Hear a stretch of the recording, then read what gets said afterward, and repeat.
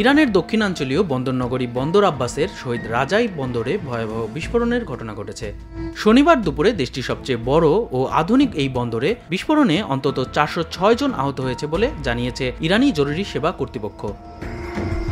আহতদের হরমুজগান প্রদেশের বিভিন্ন হাসপাতালে ভর্তি করা হয়েছে। স্থানীয় সময় দুপুরে বিস্ফোরণের পর বন্দরের কন্টেইনার ডিপোতে ভয়াবহ অগ্নিকাণ্ড ছড়িয়ে পড়ে। এখনও বিস্ফোরণের সঠিক কারণ জানা যায়নি, তবে প্রাথমিকভাবে একটি গ্যাস ট্যাঙ্কার বিস্ফোরণের আশঙ্কা করা হচ্ছে। ইরানের রেড ক্রিসেন্ট সোসাইটির প্রধান জানিয়েছেন, ঘটনার পরপরই উদ্ধারকর্মীদের মোতায়েন করা হয়েছে এবং পুরো বন্দর এলাকা বন্ধ করে সতর্কতা জারি করা হয়েছে। বিস্ফোরণের কয়েক মাইল দূর থেকেও ধোঁয়ার কুণ্ডলী দেখা গেছে বলে স্থানীয় গণমাধ্যম জানিয়েছে। ঘটনার সময় ওমানে যুক্তরাষ্ট্র ও ইরানের মধ্যে পরমাণু আলোচনার তৃতীয় দফা চলছিল, তাই বিস্ফোরণটি কাকতালীয় নাকি উদ্দেশ্যমূলক তা নিয়েও জল্পনা শুরু হয়েছে। তদন্ত চলছে এবং কর্তৃপক্ষ শিগগিরই বিস্ফোরণের প্রকৃত কারণ প্রকাশ করবে বলে আশা করা হচ্ছে।